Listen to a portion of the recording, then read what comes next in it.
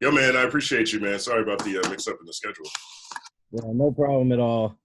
Like Sundays are crazy. My wife is a hospital nurse, so I got a lot of chores and like family life things I try to do. So that's why under most circumstances I would be like, yeah, whatever works for you, but I don't want to get my ass kicked either. Yeah, no problem, man. I appreciate that. Yo, Yeah. so you've built a platform that is actively fighting fascism. What's your definition of fascism, and do you feel like people have an understanding of what that belief system of government is based on? Yeah, I don't think that people necessarily understand what it means, and I don't think there really even may be only one definition. To me, the two main schools of thought are, one is the one that I kind of adhere to, which is, fascism is this form of government that does include dictatorship, does include authoritarianism, does include violence and disinformation, but inherent in fascism to me, as defined by Mussolini and obviously Hitler, is hate. And that's the type of fascism that I am fighting against. When you ask me or you define me as anti-fascist, that's what Antifa, if they were an organized group, would be fighting against. Not just the dictatorships, but the racism, the xenophobia, the nationalism. But there is this train of thought that fascism just means all the stuff minus the last part that I said, which means anything that the government did to keep people at home for their own safety and protection to stop the spread of a deadly disease was fascist. So all of these people on the right who are racist, who, in so many other ways support a fascist government, love Trump, they believe that I'm a fascist saying that we should stay home. They're the ones who are going and taking, M16s to Capitol buildings and spitting in the face of cops with their Confederate flags, but they're white and they're fighting for their freedoms, their liberty, So I'm not sure if they're wrong about that part of fascism, but to me, I'm far less concerned about about a government that makes laws that protects all of us equally than I am about a government that oppresses certain people specifically.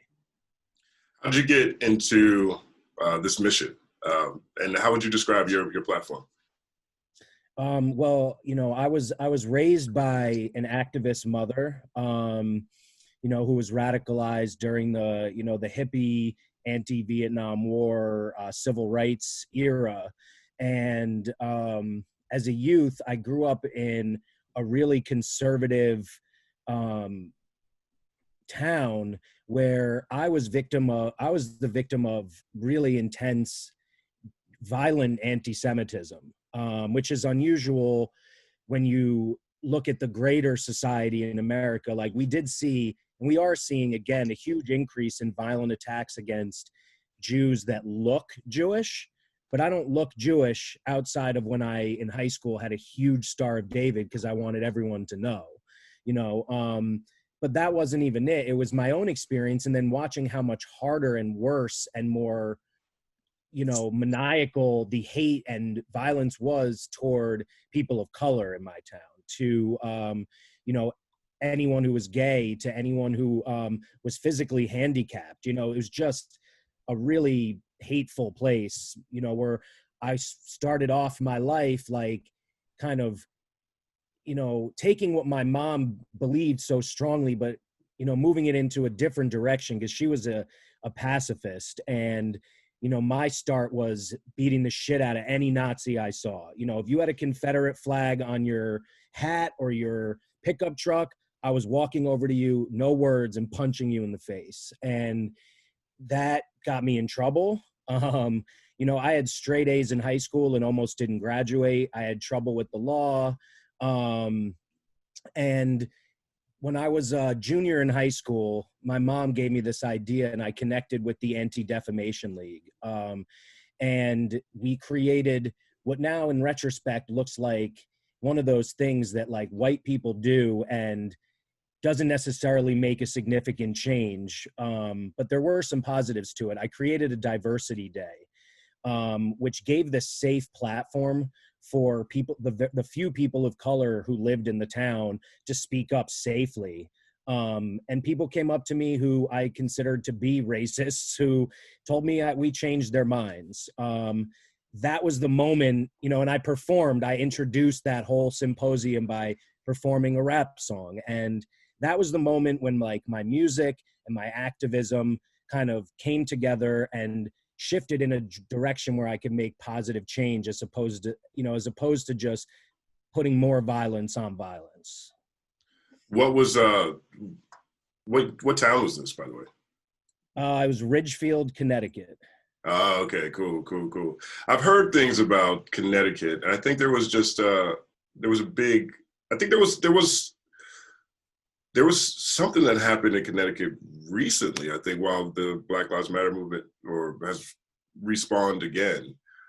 Would you describe Connecticut that way, as like a very racially polarized place? Yeah, I mean, and I'm not sure about the incident you're referring to, because I was the only part of my family, like my nuclear family, that lived in Connecticut. My whole family's from New York, and we were working class, and it was a rich town. Like, we just didn't fit in. We were leftist, they were right. Like, we didn't fit in any way. This was one of those like Fairfield County suburbs of New York City, and which is becoming more and more progressive as more and more people from the city actually move there. But when I was growing up, it was still more rural. There were still more of the like original townspeople. But it's incredibly polarized, because you have New Haven, you have Hartford, you have parts of Connecticut that are completely urban, that are lower class, both rural and urban. So it really depends on where in Connecticut you are. But my sister and I both, as soon as we got out of, as soon as we finished high school, we were gone. We never came back. So I met you in the New York hip hop scene a long time ago now, and you've been active. You were always sharp with your pen. How'd you get into writing rap, making music?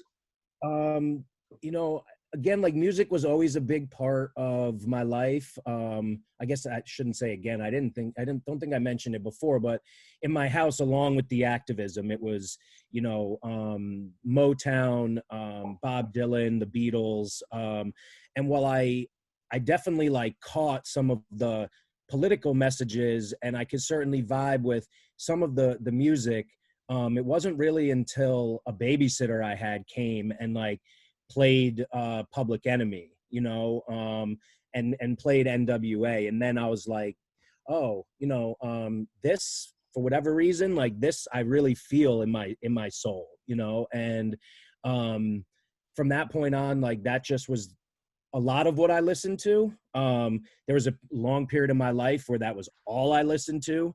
As I've gotten older, I honestly listen to less and less music as I get more and more busy. But, and then, and my music kind of really, I think it's better to be eclectic. I listen to all kinds of music, but as someone who was always a writer, and as someone who realized the power of the pen, of the voice, this was a way for me to express myself, both about things that I had been through, such as drug addiction, depression, anti-Semitism, but mostly what I'm known for is speaking about, inequality and injustice. And I think what has allowed me to be a part of hip hop culture, despite the way I look, is just being true to who I am, knowing that, like, I don't try to speak a certain way. I don't try to speak for anybody. I'm just trying to lend, a voice, you know, that aligned with other voices, and as much as I possibly can, amplify voices, you know, that may not have the same means as I do, to get it out there on their own. So as you can tell now, like, for example, on Twitter, I rarely even talk about my music, you know, and I'm working on a new album, but I haven't even mentioned it. It's the first time I've mentioned it, you know? So, I spend most of my time trying to get people out of prison, you know? I do a lot of journalist stuff, like, you know, talking about Ramsey Orta and what he experienced with the NYPD after, you know, he did the video of Eric Garner being murdered. You know, and you know, trying to advance the causes of down ballot progressives. You know, I helped sue New York State to get Bernie back on the ballot. I'm working now with United Left, and this is also coming out for the first time here. We haven't put it out yet, but we're working on a list of 10 demands for justice, where we've spoken with a ton of Black leaders, a ton of Black organizations, and based our demands on the demands of Movement for Black Lives and Campaign Zero. Basically, again, like amplifying a message and consolidating demands from disparate groups who are probably all on the same side, but are a little, you know, in their own zones doing what they know they need to do. And we're trying to kind of put it all together and put it out with real actionable steps, like things that the government at all different levels can, you know, things that they can do to make a change now. No more reform, no more bullshit, but like, you know, there's a reason we're all marching and people are getting tear gas. This is like, the revolution is now. Right. The revolution is being streamed. Yeah. There's a protest down the block from me in Hollywood right now. And Yeah. California has been super active. I mean, there hasn't been a day where there hasn't been a protest somewhere. There's 6 people that live at the end of my block on Taft and Franklin that I've seen every weekend. 6 of them, 6 Jews. They have the yarmulkes on, nicest people in the world. Out there, Black Lives Matter. The support seems broader than my previous experiences or even what we've learned in history. Do you believe that's the case? And if so, why do you think that is? Well, one of my favorite photos to drop on people is this photo of a very Jewish-looking Jew, you know, holding a Torah with his big beard and, you know, like standing right next to Martin Luther King. The Students for a Democratic Society were predominantly Jewish. And, you know, this was the same time as the Black Panther Party. So while I do think that what I am doing and what these Jews in your neighborhood are doing is a continuation of decades of Jewish solidarity with Black people and with anyone fighting for civil rights in this country, I do think that, and that's why I say, like, it's happening now. Like, what you feel is the same thing I feel. It's the same thing people who are far less connected than us feel. Like, I mean, certainly not in our lifetime, if ever, have there been protests all at the same time in all 50 states. Right. Like, this is serious, and it's about fucking time. You know what I mean? Like, why? You know, I that's a good question, because it isn't the first time a cop choked a Black guy to death. You know, I mean, he literally said 16 times the same words that Eric Garner said, you know, 6 years ago or 8 years ago. So, and since, more Black people have been murdered. There were 2 lynchings in the last week. 3. All I know is I'm glad it's happening, because little by little, we're starting to see small changes. You know, I'm not sure if the mayor of Atlanta's choice to, not mayor, I'm sorry, was it the mayor? The police chief. The police chief just resigned. All right, it was the police chief. So I'm not sure if it was the right choice. Like, this person could have been strong and bold and said, I'm going to make a change, instead of running. But the fact that they felt so much pressure, instead of just being like, nah, they did the right thing, which is the norm, like that's a really good sign. Like little by little, you know, the repeal of, well, for example, in Kentucky, like the fact that you can't, in this one small place in Louisville, it's not huge, but you have to knock before you terrorize a family. In New York City, you can no longer just flagrantly hide all of the corruption that the police are doing. There was a law repealed, 50A. So like little by little, things are happening. And to me, this is like steps toward this massive defunding, which maybe one day ideally would lead to abolishment. There's no reason why we can't have community watch programs where we protect each other. Black Panthers did that because they had to, and it worked. You know, like they weren't just there policing their neighborhood. They were protecting their neighborhoods and feeding their neighborhoods and getting healthcare to their neighborhoods and educating their neighborhoods. Unlike having a cop from one neighborhood come in knowing nothing about this other neighborhood and scaring the shit out of people and you know, following them out their house down to the corner store, waiting for them to screw up, you know, or look like they might so they can stop and frisk them, you know. I don't know why it's happening now, but I'm glad it is. It's about time, you know. What's your definition of defund the police? The way that I look at it is in an ideal world. I mean, you know, and it's a good question because there's so much debate about this, right? Like, full defunding would mean no funding for cops at all, which would essentially be abolishment. Like they can't function with no money, so they just wouldn't exist. If I were acting alone in everything I do, that would be my immediate desire. But I wouldn't even want that without a ton of stuff put in place so that we just weren't an anarchist nation all of a sudden without any preparation, you know? So what I'm, as part of this larger group and as part of our demands, we're asking for, I mean, in New York, they're saying cut $1 billion from the police budget. That's a ton of money, but it's not even close to how much money they get. You know, and the most recent budget, de Blasio wanted more money for the cops and less money for the public schools. So why do you think people in neighborhoods are getting arrested? They're not going to school maybe because the school sucks and it's a waste of time. You know, so like maybe if they had school that was valuable, they would be there and they'd be learning. And, you know, it's just the whole system is set up for certain people to fail and it's intentional.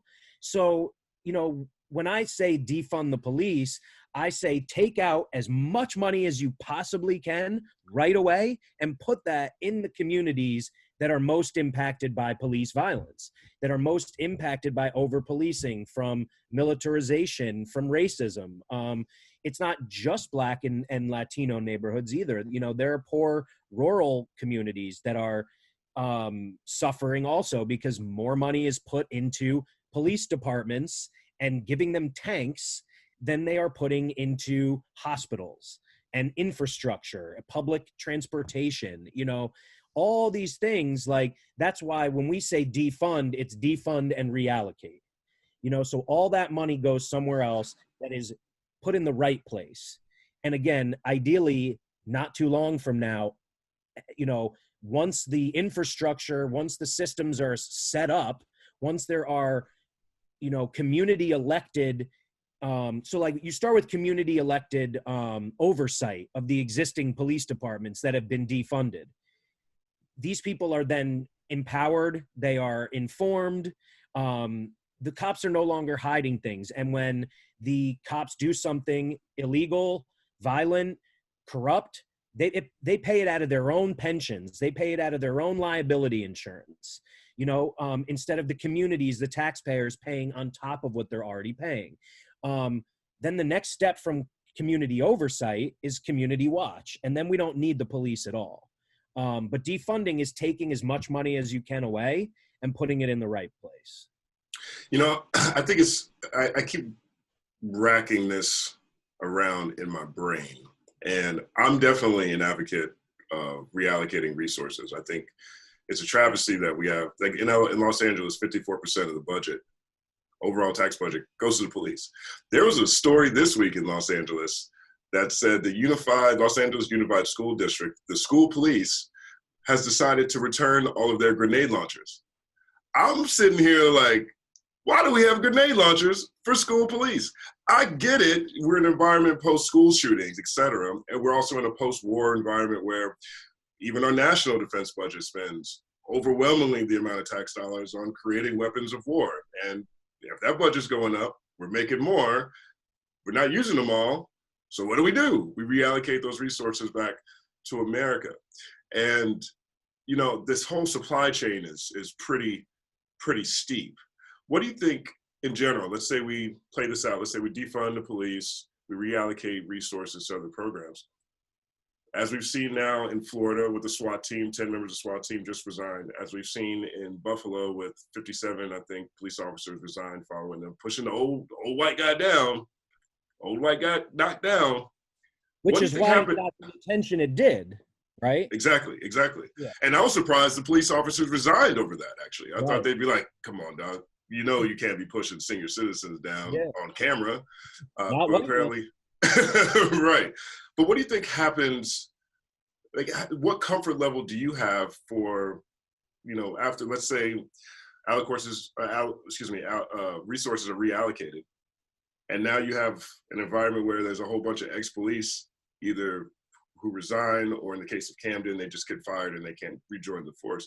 What type of environment do you think that creates with a bunch of ex-police officers feeling bad about the system while being militarized and trained with using explosive equipment that is now not being used?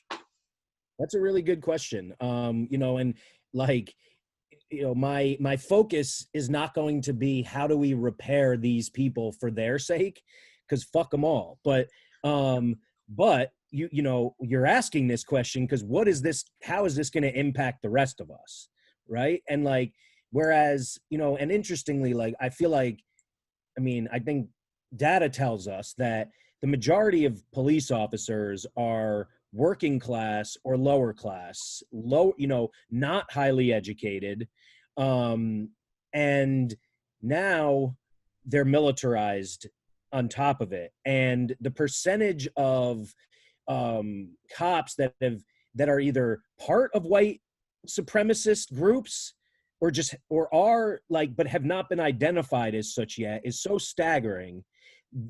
You know, my first goal is to get as few cops as possible.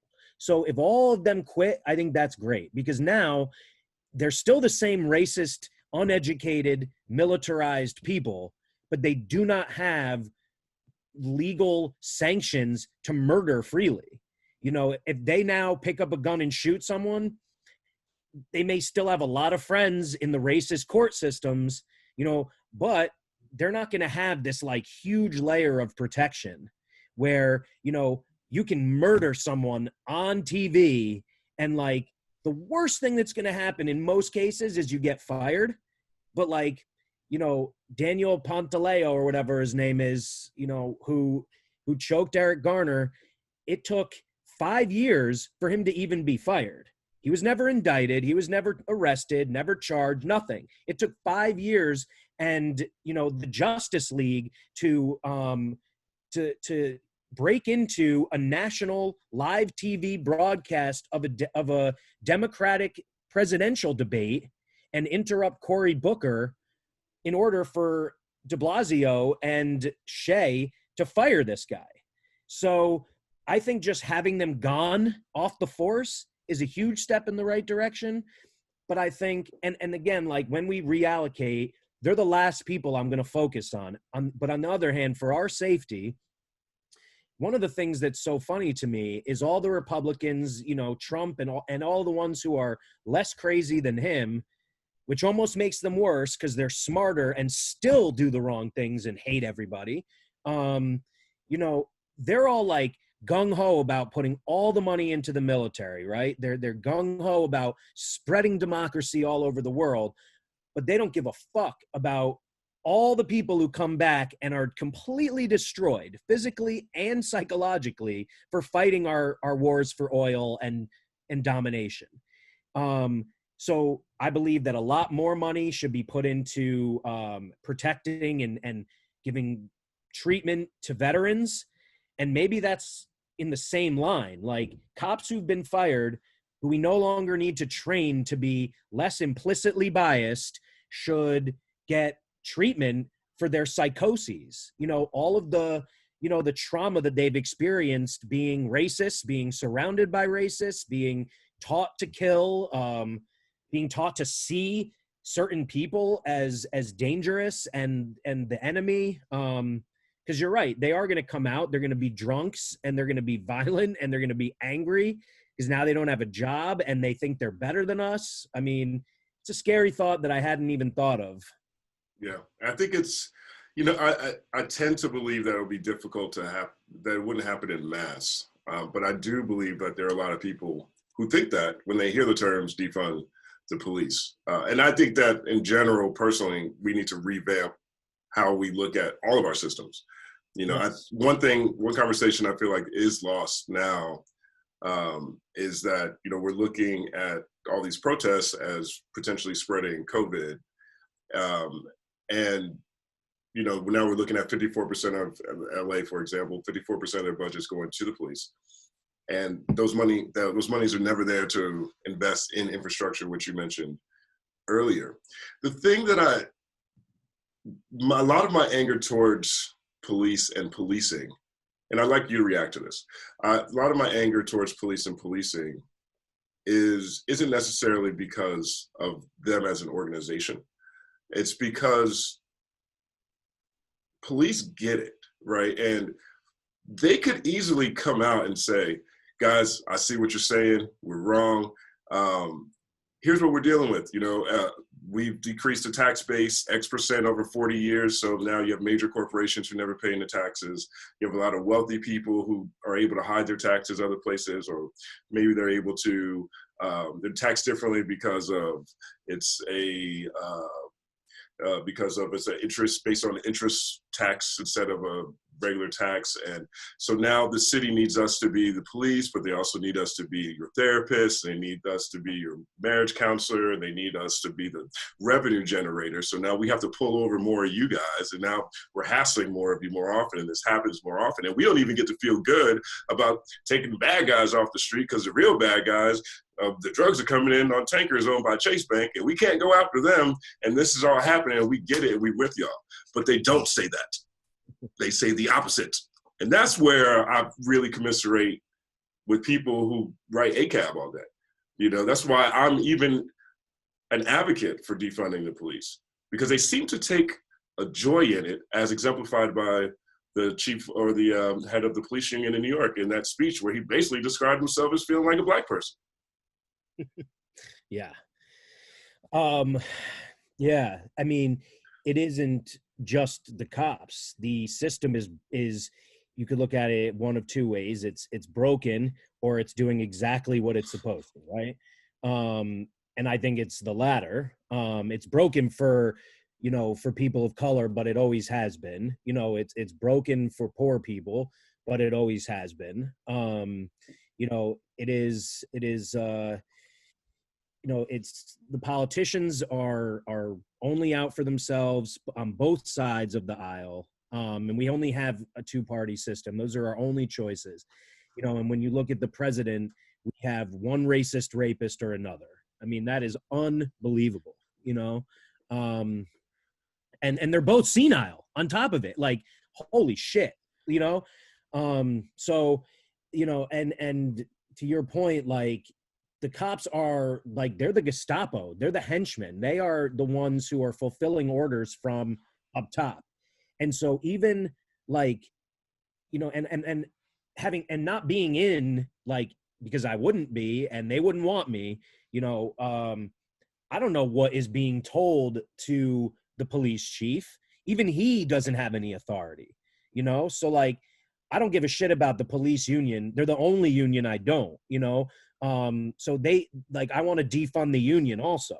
But in one way, in like the Marxist way, like, they are still the workers, and so they're fulfilling, like you said, quotas. And so as part of the demands that I want to make, you know, those quotas need to go. All for-profit policing, all for-profit prisons, all has to go. We have more than enough money, which is so funny when Republicans are like, we can't afford Medicare for all. Like, we can't afford to, you know, to let people not go broke paying back student loans. The reality is we just simply don't have to spend all the money on nuclear weapons and going to war, you know? And like you brought up, we absolutely don't need to have the first trillionaire, Bezos, owning a company that pays zero taxes while firing, you know, Christian Smalls for saying that he's not getting the, you know, PPE that he needs, or, you know, standing up for his fellow workers. And Amazon is not alone. I mean, you know, it's like every corporation pretty much is evil and are protected by the government. And there are the lobbying groups that, you know, they're the ones who are deciding what laws are passed and everything else. There's so few good politicians because they all rely on big money. And that's, you know, up until Bernie essentially sold out, that's what really separated him, you know, because he wasn't taking the money, and for years had fought for the 99%. And so, I mean, you know, I think that police, defunding the police, abolishing the police, criminal justice, reform, all of these measures are just part of completely changing this system that you're talking about. And the reason I think that Bernie was not going to win, it was because he used the term socialist. Democratic socialist sounds the same as socialist to anyone who's older than us. They're still afraid of the communists. So until we're the old people and we have a couple generations of kids who don't have that same stigma, there's no reason you even have to use that word. There is a way to have a government that is actually for the people, you know, that where people are making decisions. The Electoral College, picking someone who was not popularly elected, who actually lost the election, that's another problem. You know, there's so many things that we can do. And to me, the cops, because they're just at this bottom rung, holding it all together, meeting quotas, you know, protecting the rich white people, you know, from the violent black people, they're not, we're not gonna be able to get one to change, you know, or the next one to change, because I want to hold all the cops responsible. That's why, if I call out a cop and it's the wrong one, I'm not apologizing, because they're all guilty. If you didn't individually kill someone, you absolutely know that your coworker did. You might have watched him do it. You might have held people back while he did it. You're all guilty. And so, you know, and then, so to me, and they're all just gonna stick up for each other. They always do. That's why they're the biggest gang with the most protection. So we should start by addressing this immediate issue that is literally leading to dead black people. But it's only the beginning of a much larger systemic, completely overturning, because without that, you know, most likely all the other stuff that kind of trickles down is going to be really difficult. You know, as long as all these systems are set up to keep poor and rich, and you know, black people this far away from fucking slavery or Jim Crow, you know, how can we expect, that's why, you know, you can't just say abolish the police. It's just too radical right now, man. I want to abolish the police, but there's a million fucking things that need to be done. And there's so many, like I said, there's literal laws that should either be repealed. There are laws that should be passed. You know, there are certain ways of holding police accountable, including these oversight things, having independent monitoring and reporting of all discrepancies on a racial basis. The more, you know, the more transparency, the more accountability, the less this is going to happen. Right now, they can kill with almost impunity.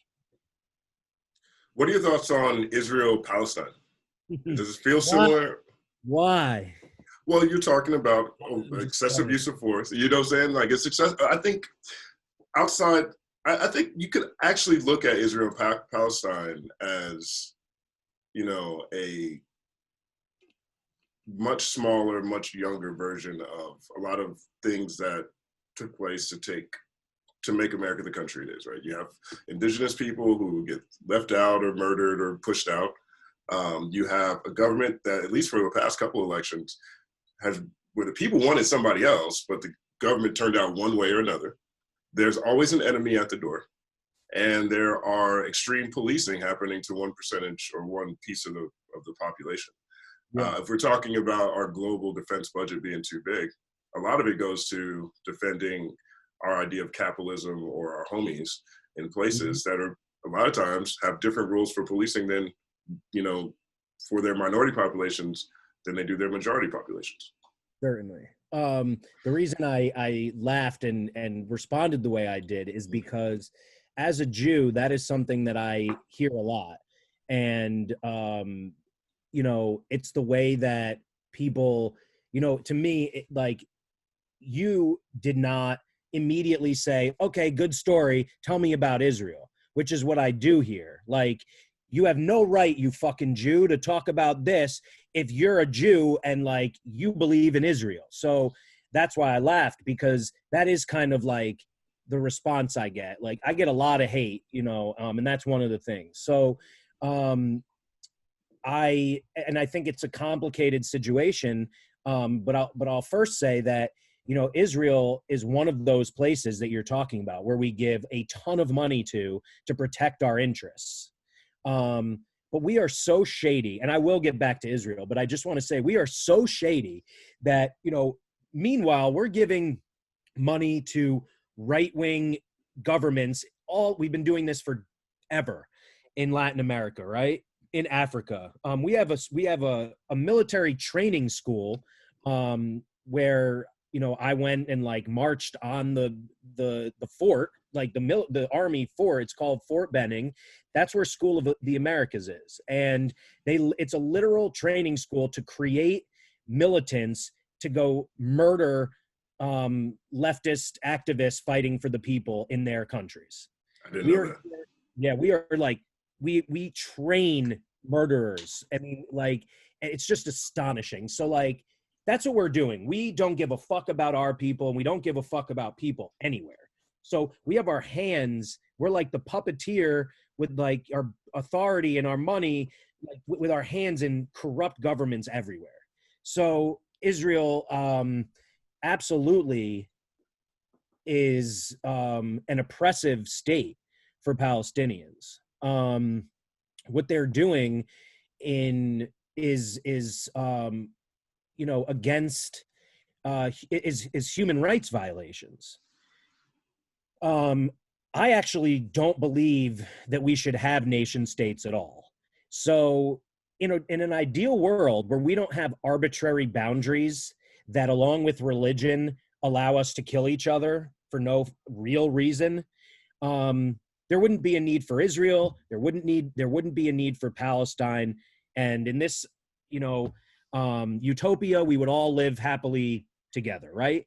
But again, if anything, we're much closer to a dystopia, and this whole concept of nation states isn't going anywhere. So Jews have been persecuted for thousands of years. There are dozens, if not hundreds, I've never done the math, but there are many, many Christian countries, and there are also many, many Muslim countries. There are 0 Jewish countries except for Israel. Jews are less than 1% of the world's population. There's this famous term since, you know, before the Middle Ages called the wandering Jew. And there's, you know, you can look it up. It's an old decrepit guy, like with a long beard and his like little sack, because he's been kicked out of one place, kicked out of the next place, and he's a nomad, not by choice. Everywhere Jews have gone, we have been murdered and persecuted and forced to do certain jobs that, like banking, that we were then criticized for. So it's a really tough situation when almost the entirety of the Jewish world was exterminated by Hitler. And anyone that was not, murdered at the time, any Nazi that was not murdered at the time, or, the very few who were put on trial, they just got whisked away to Argentina. Tons of them, through Operation Paperclip, came to the United States to work for our CIA, to work for NASA, with full protection. So again, Jews were like, we're almost gone. Like, we want to go back to our homeland where we were kicked out of in the first place. So Palestinians and Jews, both, in my opinion, as much as any human can have a right to a piece of land, have a right to this land. So when we did the Exodus over to Israel, it wasn't the Palestinians who created the problem. It wasn't the Jews who created the problem. It was the government at the time that ran that country, and that was the British. The British were the ones who started removing Palestinians, and they didn't even open it up to Jews. They put us into new camps. They weren't slaughter camps. They were just displaced people's camps. So over time, Jews came out of the displaced people's camps, created the state of Israel. And in the last number of decades, there's been many instances where many Muslim nations have come together to attack Israel. There's been many instances where Israel has attacked other people. Currently, as we all know, unless we're going to lie about it, Israel is the oppressor. I'm completely against that. Unfortunately, and then you have this weird thing, which is, I think, the main reason this gets brought up to me a lot, is that we have this weird connection, the US and Israel, and we have cops going to Israel and doing exchange programs where they're training each other how to be militant murderers. That's really fucked up. And that is, I think, the main reason I'm getting these comments to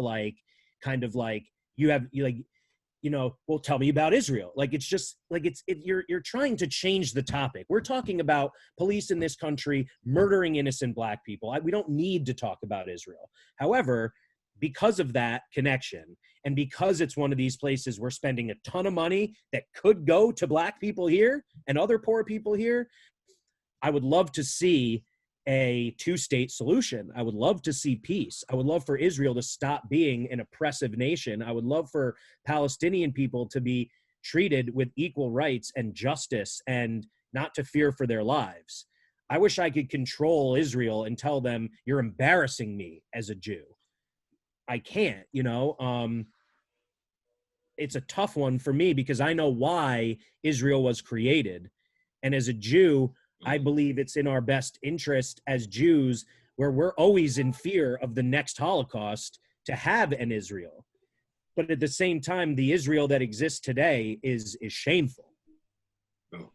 You mentioned earlier the journalist work you were doing with the gentleman who recorded Eric Garner being murdered by the police.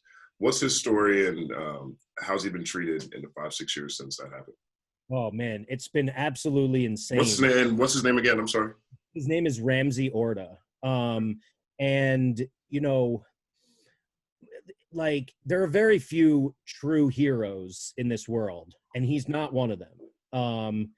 So I feel like it is only right to amplify the voice of a Black woman who for a very long time has been a part of the Black Lives Matter struggle, long before it became cool in the last few months. She is the victim of his domestic abuse. And I knew nothing of her story because it has been silenced, because people wanted a hero in Ramsey. And I believe that Ramsey owes her more than an apology for what I believe he has done to her. But the people other than her who approached me after my article came out, who tried to, again, change the topic, I hear where you're coming from, but what I'm talking about, actually, it doesn't matter who shot the video. What matters is what happened to the person who shot the video.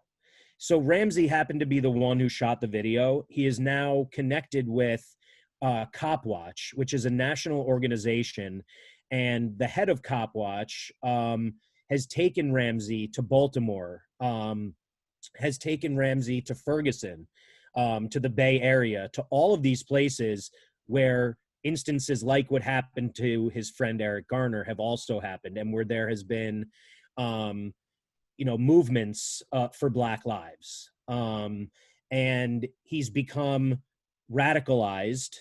And what they tell me at Cop Watch is that he's also changed. He's also become a better person, and his mistakes in his domestic life, that's not the kind of person he is anymore. I hope that's true. So having said all of that, what he did was start taping every time he left his house, because just like throughout New York City and most of this country, the cops just followed them around, harassed them, stopped and frisked them, beat them up, whatever. It was constant. So it was just like any other day when one of the cops in Staten Island started harassing Eric, and he was saying, I didn't do anything. And, right away, Ramsey was taping. So he taped as Eric said, I didn't do anything. He was taping when they started choking him, when they threw him face first into the pavement, and he taped as his friend was murdered with an illegal chokehold, saying, I can't breathe. So it was clearly intentional. Ramsey thought at the moment that happened that what he had was incredibly valuable and would lead to justice for his friend, that, the murderers would be brought to justice at the very least. But the terrorizing of Ramsey began that day. Cops in an unmarked car followed him home that day and woke him up at like 3 a.m. or something, blaring lights into his house. And the nonstop harassment continued until they essentially planted a gun. It is believed that the person he was with who had a gun was working with the cops. He was arrested for a gun that he was not in possession of. There were no fingerprints or DNA of his on the gun. He essentially, after I can't remember the exact timeline, like a year of nonstop targeting and harassment, which increased even after he left Staten Island and moved back home to the Lower East Side. It got even worse. He finally just, he got caught with a little bit of drugs, and, it's again, like, the fine for, and I'm not even saying this is what the drug was that he had, but the penalty for crack versus the penalty for cocaine, if you don't know the difference, I think it's 500 times. You need to look it up if you don't. The amount of people arrested for drugs in certain neighborhoods is because they are stopped and frisked. In white neighborhoods, you could carry a pound of cocaine and no one's going to bother you. They do as many drugs as poor people do, as people of color do. That's not the issue. The issue is the policing. In essence, he was hounded and hounded and hounded to the point where they finally were able to put him in prison. They stacked his offenses, which means that instead of charging him for like all of his crimes, which is normal, like you have been charged with manslaughter and conspiracy and public drunkenness, they made him go to 4 or however many separate trials with a different lawyer and a different case and a different sentence for each one. It's called stacking, so they could increase the amount of years he was going to spend in prison. When he was in Rikers, the targeting continued. He was poisoned, and with rat poison. They tried to kill him, and he thankfully survived. He was then transferred to another prison and was only released, according to the records, because of COVID, at the end of May. He spent over a year in solitary confinement, and was beaten and had things stolen from him. He was abused from the moment he shot that video till the moment he was arrested, and then the entire time he was locked up. So people fear for his life now that he's out, which is why they didn't announce that he was out for weeks. They raised a ton of money, over $150,000 for his Welcome Home Fund. I hope that half that money goes to his wife, who's looking for a divorce, and the other half goes to protecting him, because there's no reason to believe that the cops are going to stop now that their enemy number one is back on the street. Well, I don't think most people are aware of that story. No, and so my article was that was all kind of the intro, and then I interviewed the guy who founded Copwatch in New York, and that was it was a pretty incredible article, interview, speaking with him about how he met Ramsey and where he's taken Ramsey and what has happened to Ramsey and what his plans are now, but also what Copwatch is doing to educate and protect the public. It's not just Ramsey. They are creating online schools, and they're constantly on the streets taping, and they protect people who tape, because we need to continue to film the police. It's our only way of getting the truth out there, because the cops aren't going to share that information. If there is video from their their cruiser or their body cam, they delete it, they hide it, it disappears. But half the time, and again, this is something I'm demanding too, that this cannot happen, they turn it off. So what's the use, right? We spend all this money on things they are able to manually turn off. Why wouldn't they? They're going to kill somebody, So, and so We Copwatch is their name on Twitter. They're part of a larger Copwatch collective across the country.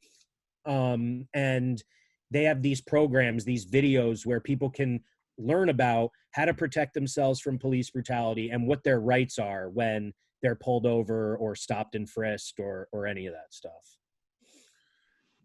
One thing I've always respected about you is that you're very critical of the government, of our systems, of corporations, and yet you always rock the American flag so hard.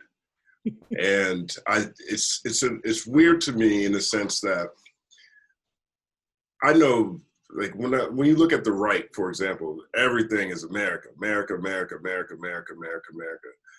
I'm rocking the Confederate flag, but I'm still American. I'm a Nazi, but I'm still American, right? I'm racist, but I'm American. One of my favorite signs that I saw at the protest here was America is so racist that when you criticize racism, they think you're criticizing America. And I think a lot of people feel that way. And I hear a lot of people on the left often say, man, I wish I could leave this country. I hate this country. I'm so mad at this country.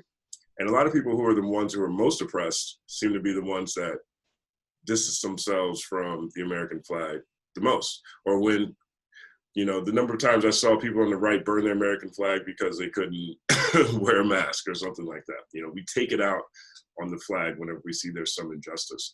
Do you feel as though the left does a great or a good enough job with their branding or their iconography or their symbols, and why, and if so, or either way, how do you think the right continues to get away with being considered the most American while arguably being the ones that are the least capitalistic, because we have socialized companies.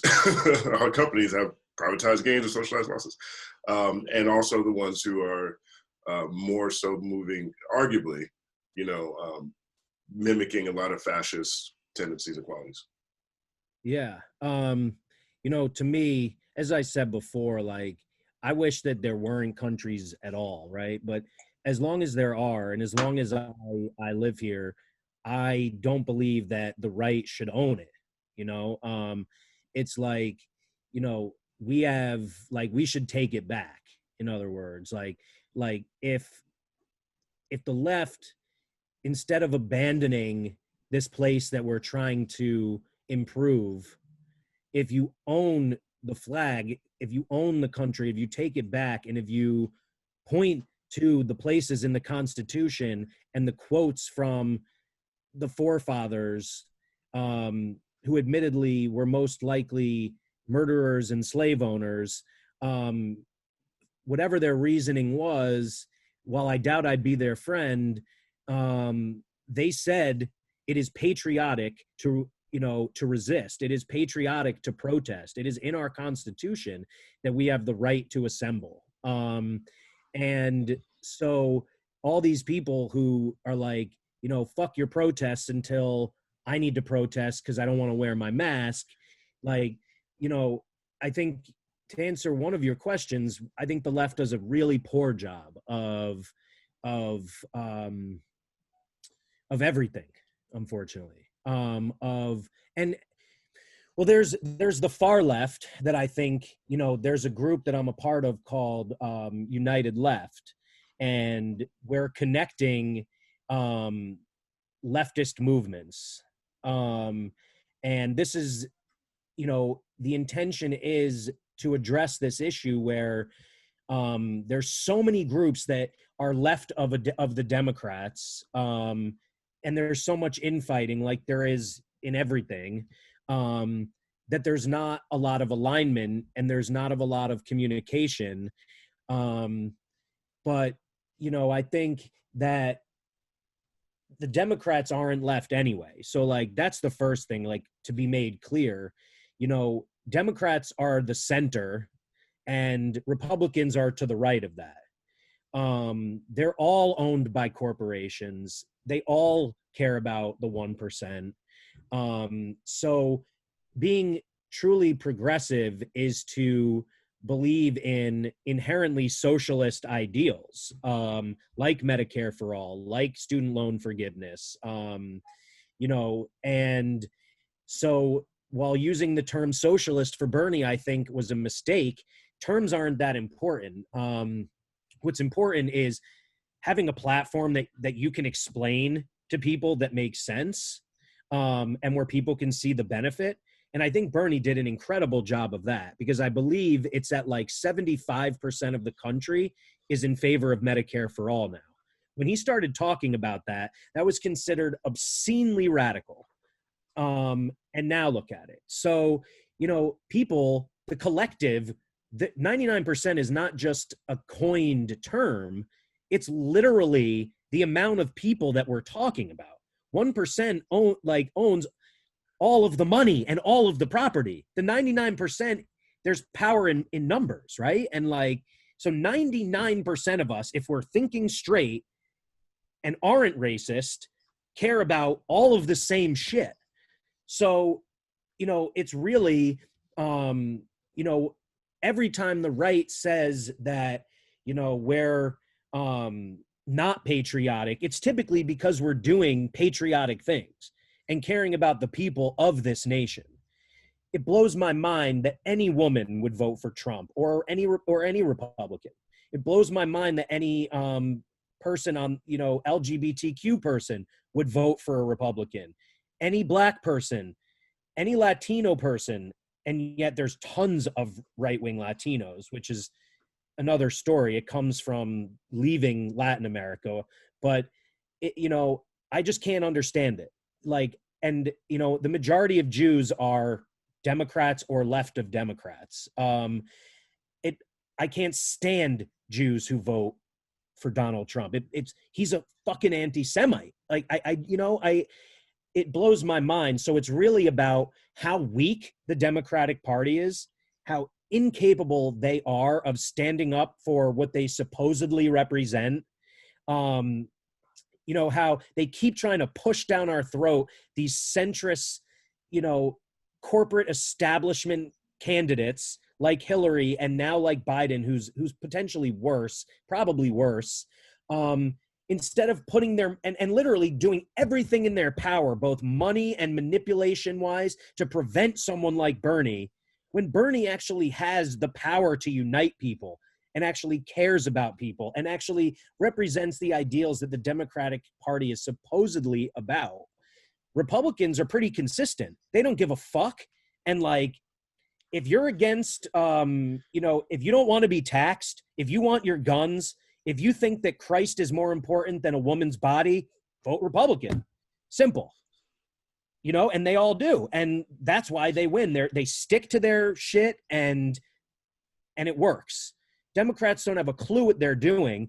And there are so many people who are leaving the Democratic Party going further left that they're weaker than ever. And I hope I'm wrong, but I think Trump is going to win.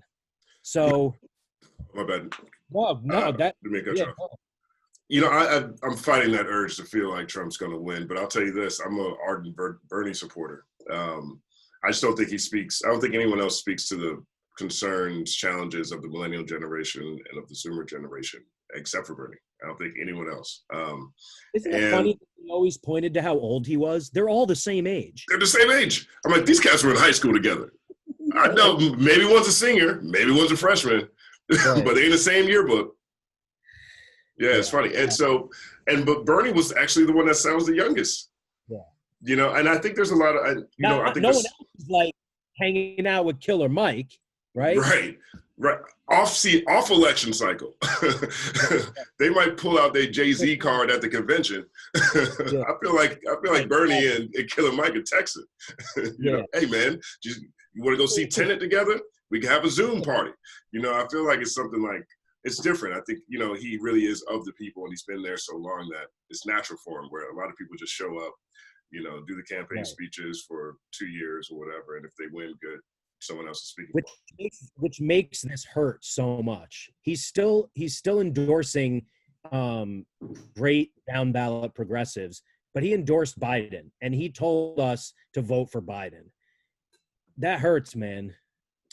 Maybe I'm a bit privileged, or at least my vote is less risky since I live in California. California's not voting for Trump. California went for Bernie. That's definitely not going to go for Trump. So, but before all of this, before COVID, and now before this new uprising, I was on the fence of either not voting for Biden or voting for Trump. Like everything else down ballot would have been progressive as possible. But here's why. Here's why I was considering it. I don't feel like I don't feel like Biden is going to spark the change at all. I think if anything, he just slows the truck down a little bit. And I personally felt Trump was doing a great job of driving that bus into the ditch. Right. And I need that bus to go in the ditch as fast as possible, because I remember all the anti-war protests of the 2000s. We forget and act like the 2000s was this great time of this economic expansion. We had a president the first time we had a president this century who was elected without winning the popular vote. We have all kinds of crazy stuff happening with 9/11, depending on how you feel about that. I personally don't think that 4 random guys, 12 random guys, 50 random guys are going to take hold of 4 airplanes and crash them into America like that without a big assistance. But we had anti-war protests around Iraq. We had a whole bunch of different type of uprising after Katrina. The entire economy collapsed. Everybody was pissed, ready to be in the streets. And then we got Obama and hope and change, and we got comfortable and lazy and chilled. And our protests, which kept going, started looking more like Occupy Wall Street, against big banks. Let's just sit down for a couple of weeks and talk with our hands together. Mm-hmm. And that kind of got us, I have no desire to return to this. I think it's personally more urgent now than Biden will ever be able to recognize. I mean, he's talking about now adding $300 million to the police budget.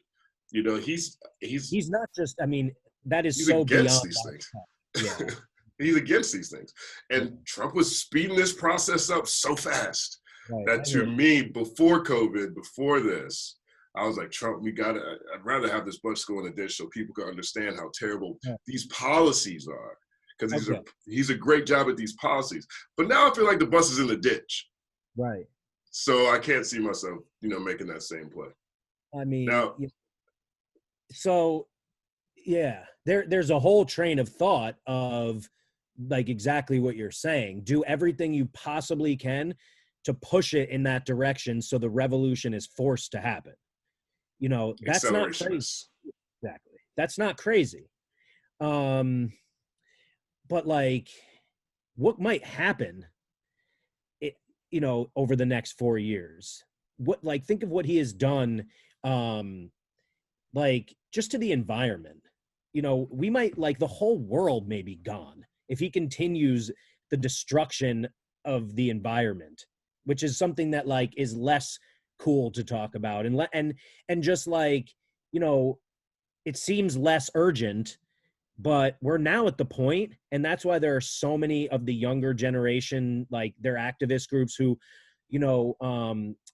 Zero Hour, for example, is heavily involved in addressing environmental racism, and really tying racism and capitalism and climate change together, so people understand it's not just like this, this cause for like white hippies anymore. Like the destruction that he is causing by like allowing drilling in certain places and undoing things that Obama did, and that's just one example. But like the kids in cages, the fact that he did this thing where he said that all Jews have a right to Israel, the right-wing Jews thought, oh, he loves us. That's such a great thing. Like, what he's actually saying is Jews aren't American. Jews are Israelis. I'm not Israeli. My grandma was born in Palestine, but I'm an American. This is an opportunity for him by law to be able to send Jews away, and he would love to do that. He called Nazis who stormed Charlottesville very fine people. He chose Juneteenth and the city of Tulsa, where the Tulsa race massacre was, for his first rally. Not his, like, I love black people, whatever, like, thing that so many Republicans said to me, like, how do you know he's not going to call for peace and say he wants cops to be defunded? Like, are you out of your mind? His rallies are Klan rallies. Like, have you seen the pictures of the people who are there? So I think since we're so far down the road and into this ditch, Biden might be a little less dangerous. And I guess really the question is, do you want someone who's more dangerous or not? Like, it's really picking between two racist rapists. Like I said, they're both trash. And maybe it doesn't even matter. Like, we're going to see the change that we demand no matter who the president is. And this reality of these two choices and this reality of the world we're living in, the country we're living in, might just demonstrate how meaningless that role even is and how little it impacts people. Like, who your leaders are in your city or town, that probably affects you on a daily basis in a way that, what corporate-owned stooge in the White House does, in a way that doesn't. I mean, it's hard to tell, right? Because corporate tentacles are all over the place. One of my, if I'm not mistaken, it's Chattanooga, Tennessee. I can't think of the city in Colorado. Maybe it's Fort Collins. I'll look it up and I'll drop the actual link into this video. But those two cities created municipal Wi-Fi. There wasn't affordable options coming from the DSPs or the ISPs. Yeah, ISPs. So they created municipal Wi-Fi, used tax dollars to create it for their city. It was 5 times faster than anything that's coming from Comcast, Verizon, et cetera. Comcast, Verizon, et cetera, go into these towns, buy off the mayor to make it illegal. Wow. So it's, I understand. I think that it was one of the things that I really get tired of hearing politicians say, for example, get involved in your local community. Well, that's the reach of, that's part of corporate overreach, for example, is going into being able to stop those type of progress from the ground level. And that's why you have 54% of a city's budget going to the police on its own. Yeah, how does that even happen? These are your local officials doing this. You know, so, you know, I feel inspired. I feel the consciousness shifting overall. Yeah. I don't know if apathy, I know apathy is not an option anymore. But I'm not sure how effective corporate, I mean, not effective even infiltrating your local government is. I think it's faster. I think you can generate more support with your community. I think that we still have the same examples of corporations buying politicians of your town. Right. And you know, in a lot of ways, like with, you know, your governor signing off on 24 new fracking permits that are guaranteed to go into the poor neighborhoods, and, you know, destroy those communities and continue, you know, add to the destruction of our earth, but targeting poor people. The mayors of those places or the councilmen of those places don't have the choice. That's just happening to them, you know? So, you know, that's true too. Like it is a structure that like starts at the top down, and at the bottom you have the least power anyway. I think, you know, to your point, like we do the best we can on the local level, the state level, the national level, and then we keep fucking protesting and burning Wendy's. Yeah. You know, I feel like every Black person would be Republican again, I guess, be Republican if the Republicans weren't aligned with the racists. Black people love guns, love Bibles, love dollars, and love land, and have this idea of freedom that we've never gotten. That's how racist, or that's how intentional it is what Republicans are doing. Pretty much every other value aligns with this population of people who dominate these states, but they're still holding on to this baton. Yeah. I mean, that's interesting. Like, you have to be radicalized as a Black person. I mean, you have to be radicalized no matter what color you are, but or what race you are.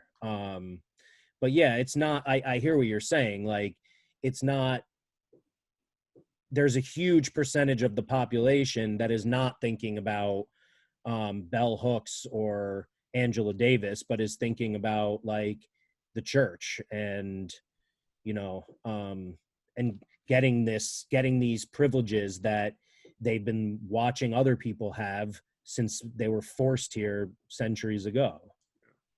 Yeah, Black people we're not immigrants, you know, and I feel, and that's one question, one of the reasons why I want to ask you about reclaiming the flag or your ideas on that is because I feel like there's actually nobody more American than Black people, arguably natives.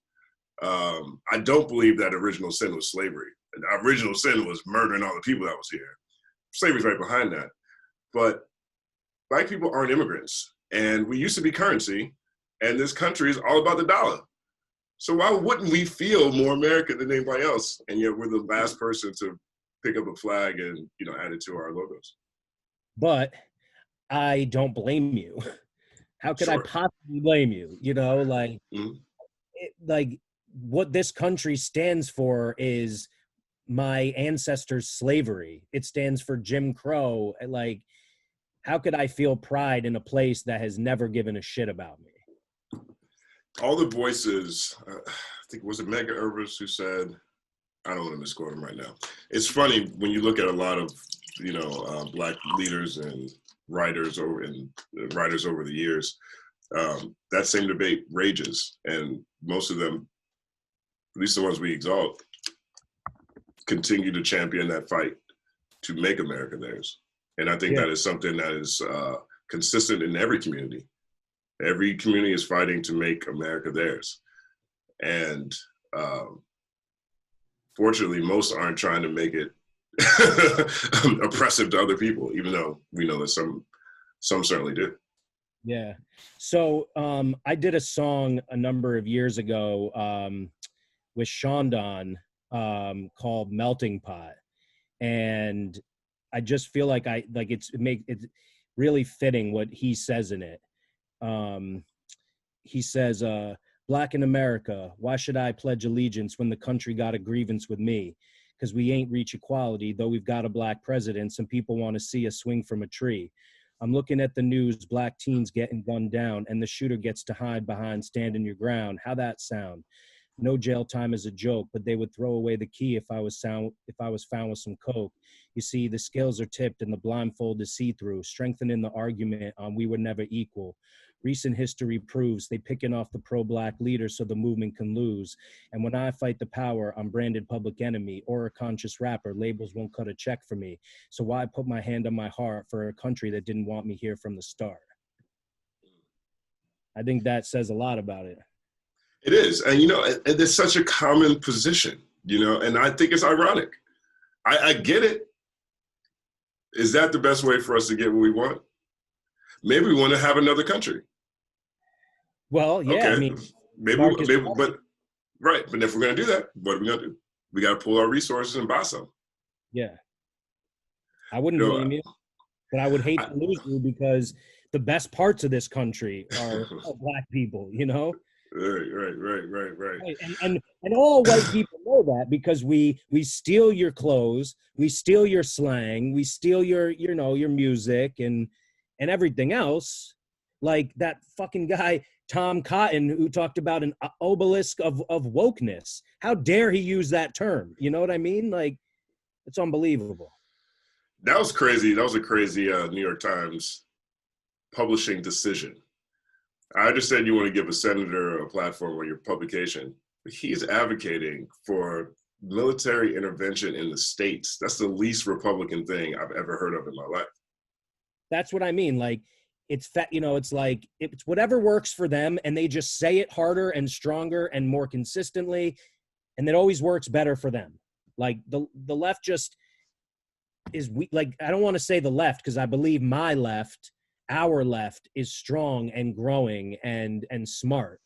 The Democrats are weak and inconsistent and disconnected, and but the Republicans, if they want to be fascist, they'll be fascist. If they want to say something, you know, that, you know, how dare you be fascist, they're against fascism. Like, and it works. Everything they do just works better.